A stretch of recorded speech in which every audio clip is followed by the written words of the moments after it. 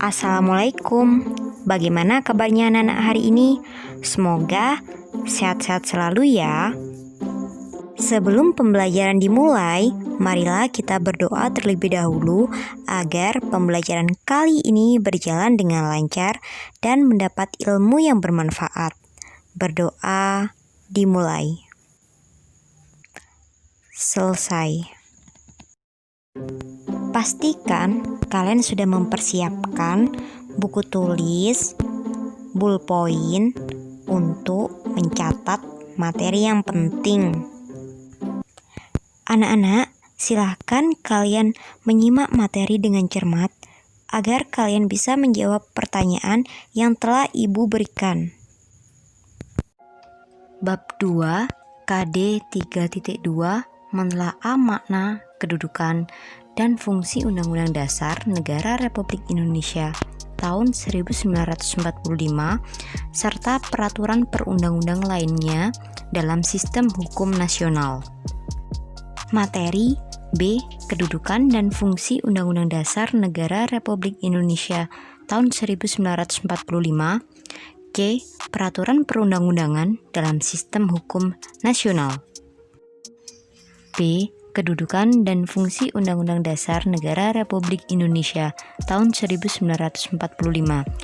Menurut kalian, Undang-Undang Dasar penting tidak bagi bangsa Indonesia? Ayo. Ya, tepat sekali jawaban kalian. Sangat penting. Undang-Undang Dasar diperlukan untuk mengatur jalannya pemerintahan. Jika suatu negara tidak memiliki Undang-Undang Dasar, dapat dipastikan akan terjadinya penindasan terhadap hak asasi manusia. Hal-hal yang menjadi alasan sehingga suatu negara memiliki Undang-Undang Dasar: pertama, adanya kehendak para warga negara yang bersangkutan agar terjamin hak-haknya dan bertujuan untuk mengatasi tindakan-tindakan para penguasa negara tersebut. Kedua, adanya kehendak dari penguasa negara dan atau rakyatnya untuk menjamin agar terjadinya pola atau sistem tertentu atas pemerintahan negara. Ketiga, adanya kehendak para pembentuk negara baru tersebut agar terdapat kepastian tentang cara penyelenggaraan ketatanegaraan. Dan yang terakhir, keempat, adanya kehendak dari beberapa negara yang pada mulanya berdiri sendiri untuk menjalin kerjasama. Pernah nggak kalian mendengar hukum dasar?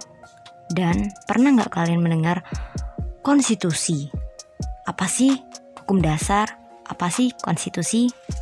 Baik, di sini Ibu akan menjelaskan apa yang dimaksud sebagai hukum dasar dan apa yang dimaksud dengan konstitusi. Hukum dasar adalah aturan-aturan dasar yang dipakai sebagai landasan dan sumber bagi berlakunya suatu hukum.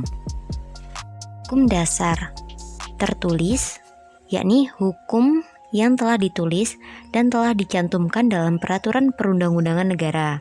Nah, hukum dasar tertulis ini juga dibagi menjadi dua, dikodifikasikan dan tidak dikodifikasikan. Kemudian hukum dasar tidak tertulis, yaitu aturan-aturan yang timbul dan terpelihara dalam praktek penyelenggaraan negara meskipun tidak tertulis, atau biasanya disebut sebagai konvensi.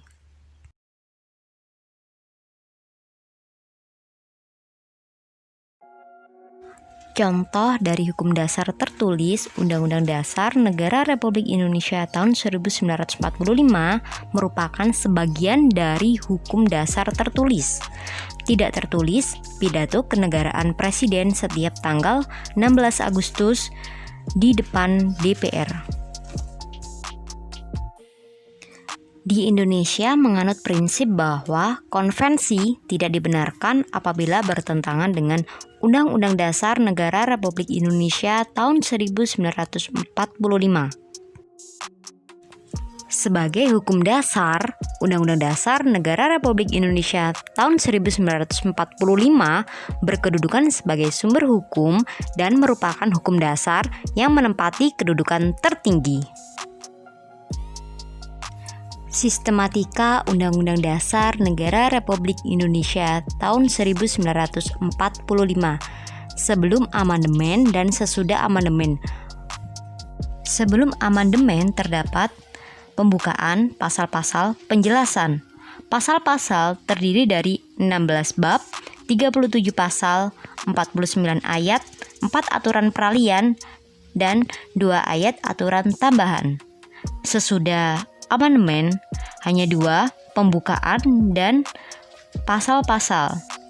Nah, pasal-pasal terdiri dari 21 bab, kemudian 73 pasal, 170 ayat, 3 aturan peralihan, dan 2 ayat aturan tambahan. Konstitusi, bahasa Latin Constituante atau Undang-Undang Dasar atau disingkat UUD dalam negara adalah sebuah norma sistem politik dan hukum bentukan pada pemerintahan negara. 2. Sifat dan fungsi Undang-Undang Dasar Negara Republik Indonesia tahun 1945. Sifat konstitusi: tertulis, tidak tertulis, fleksibel, rigid. Konstitusi tertulis dalam satu naskah yang telah diratifikasi oleh lembaga legislatif. Tidak tertulis dalam satu naskah.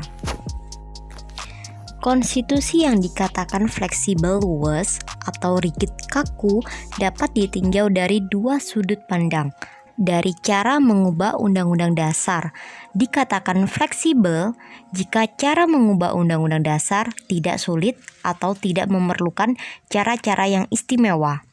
Dikatakan rigid jika cara mengubah Undang-Undang Dasar itu memerlukan cara yang tidak mudah. B. Mudah tidaknya mengikuti perkembangan zaman dikatakan fleksibel. Konstitusi tersebut dapat mengikuti perkembangan zaman. Dikatakan rigid, tidak dapat mengikuti perkembangan zaman. Sifat dari Undang-Undang Dasar Negara Republik Indonesia tahun 1945. Tertulis, suatu hukum yang mengikat pemerintah sebagai penyelenggara negara, singkat dan supel, memuat aturan pokok yang disesuaikan dengan perkembangan zaman, serta memuat hak asasi manusia. Memuat norma-norma merupakan aturan norma yang berupa aturan hukum positif yang tertinggi. Semua peraturan perundang-undangan tersebut haruslah dapat dipertanggungjawabkan sesuai dengan ketentuan Undang-Undang Dasar Negara Republik Indonesia tahun 1945 dan muaranya adalah Pancasila sebagai sumber dari segala sumber hukum negara.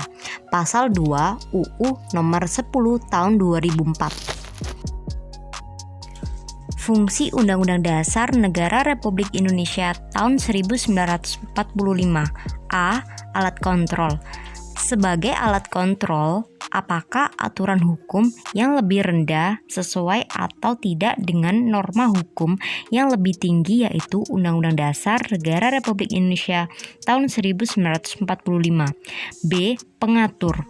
Pengatur bagaimana kekuasaan negara disusun, dibagi, dan dilaksanakan. C. Penentu. Sebagai penentu hak dan kewajiban negara, aparat negara, dan warga negara. C. Peraturan perundang-undangan dalam sistem hukum nasional. Oke, sebelum Ibu menjelaskan poin C, Ibu pengen bertanya kepada kalian. Apakah di sekolah terdapat tata tertib? Kalau iya, kalian masih ingatkah tata tertib apa saja yang ada di sekolah? Kehidupan dalam sekolah kalian dapat diibaratkan sama dengan kehidupan suatu negara. Keduanya memiliki peraturan. Kehidupan di sekolah diatur melalui tata tertib sekolah. Kehidupan dalam suatu negara diatur dalam konstitusi atau undang-undang dasar.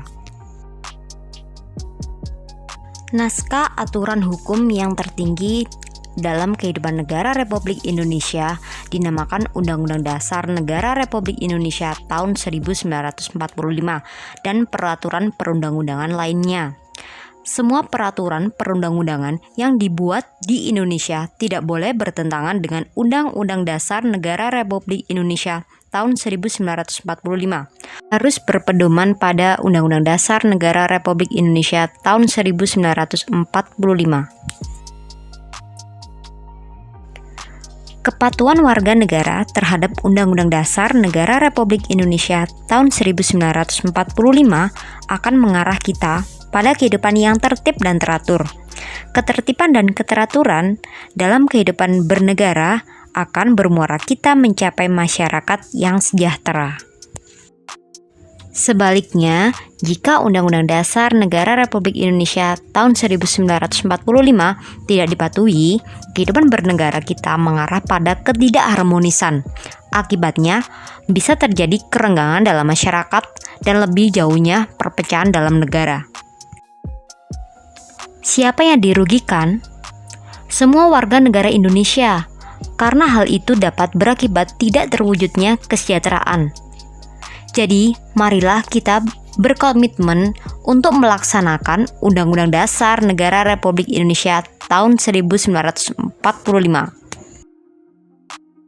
Sekian materi yang Bu Kiki sampaikan, kurang lebihnya Ibu mohon maaf. Wassalamualaikum warahmatullahi wabarakatuh. Sampai bertemu di materi selanjutnya. Selamat belajar.